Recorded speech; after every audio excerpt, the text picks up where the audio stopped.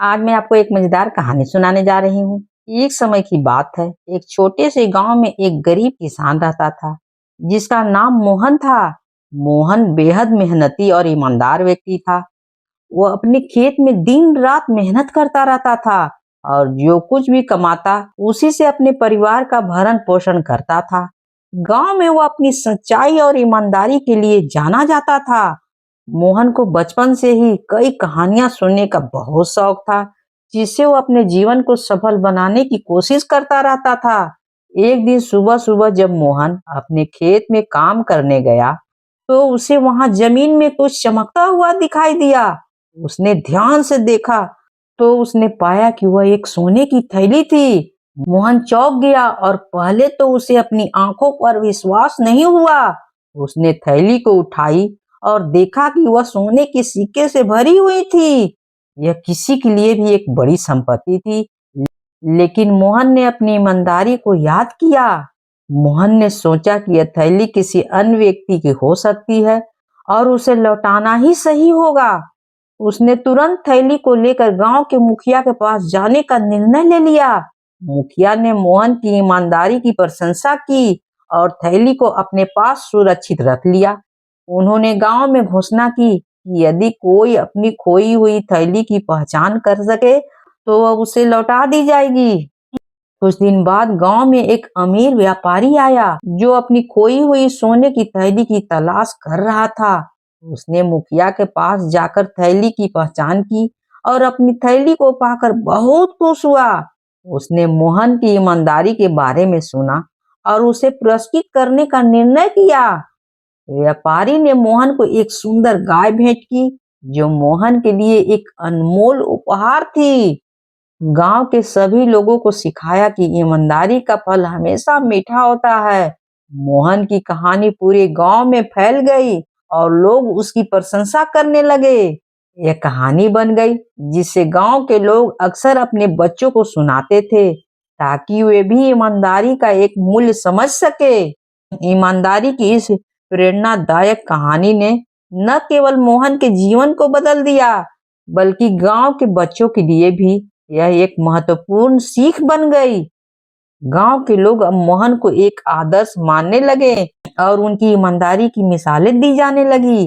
मोहन को इस बात का गर्व था कि उसने सही निर्णय लिया और उसके इस निर्णय ने उसे और उसके परिवार को एक बेहतर जीवन दिया और मान सम्मान से वे सब जिंदगी खुशी खुशी जीने लगे। अगर कहानी अच्छी लगी हो तो please like share and subscribe जरूर कीजिएगा, भूलिएगा बिल्कुल नहीं। आज मैं आपको एक मजेदार कहानी सुनाने जा रही हूँ। हिमालय की तराई में कभी एक साधु रहता था, जिसके उपदेश सुनने के लिए एक दबंग दुष्ट दैत्य भी वहां आया करता था। किंतु दबंग दुष्ट अपनी प्रवृत्ति के कारण राहगीरों को लूट लिया करता था और उन्हें मारता पीटता भी था। एक बार उसने काशी के एक धनी सेठ की पुत्री और उनके अनुचरों की सवारी पर आक्रमण कर दिया। दैत्य को देखते ही उस कन्या के सारे अनुचर अपने अस्त्र शस्त्र छोड़कर भाग खड़े हुए। सेठ की कन्या को देखकर दैत्य उस पर मुग्ध हो गया। उसने उसकी हत्या नहीं किया, उसके साथ ब्याह रचाया, इस डर से कि वह सुंदर कन्या कहीं भाग न जाए। वह उसे एक संदूक में बंद कर देता था। एक दिन वह दुष्ट दैत्य साधु से मिलने जा रहा था, तभी उसकी नजर एक सुंदर झील पर पड़ी। गर्मी बहुत थी, इसलिए वह झील के पास आया। उसने अपने साथ लिए हुए संदूक बाहर निकाला, फिर संदूक को खोलकर कन्या को बाहर निकाला और उसे जलाशय में अपने हाथों से स्नान कराया। उसके बाद वह स्वयं जलाशय में स्नान करने लगा। मुक्त होकर कन्या जलाशय के किनारे घूमने लगी। तभी कन्या की नजर एक नव युवक पर पड़ी, जो एक जादूगर था। उस अत्यंत सुंदर युवक को देखकर कन्या ने उसे इशारे से अपने पास बुलाया। फिर प्रेम कीड़ा करने के लिए उसने उसे संदूक में बैठने को कहा।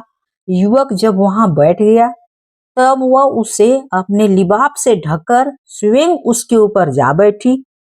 नहा धोकर दैत्य जब लौटा, तो उसने संदूक को बंद कर दिया। दैत्य जब साधु के आश्रम में पहुंचा, तो साधु ने उसका स्वागत करते हुए कहा, आप तीनों का स्वागत है। साधु की बात सुनकर दैत्य चौंक गया, क्योंकि वह नहीं जानता था कि कन्या और उसके अतिरिक्त भी कोई तीसरा उसके साथ है। साधु की बात सुनते ही उसने संदूक को बाहर निकाला। ठीक उसी समय युवक संदूक से बाहर निकल रहा था। उस समय तक वह अपनी तलवार पूरी ध्यान से खींच नहीं पाया था। अगर और कुछ क्षणों का विलंब होता तो वह निश्चिंत रूप से दैत्य के पेट फाड़ देता। भाग खड़ा हुआ। साधु के वचन एवं ज्ञान को सुनने के कारण दैत्य की जान बच गई थी, इसलिए उसने साधु का धन्यवाद किया। साधु ने तब उसे सिलवान बनने की शिक्षा दी और उस कन्या को मुक्त करने का परामर्श दिया। उस दिन के बाद से दैत्य सिलवती बन गया और अपना जीवन अच्छे से गुजारने लगा। अगर कहानी अच्छी लगी है तो please like share and subscribe जरूर करिएगा, भूलिएगा बिल्कुल नहीं। कहानी होती है समाप्त।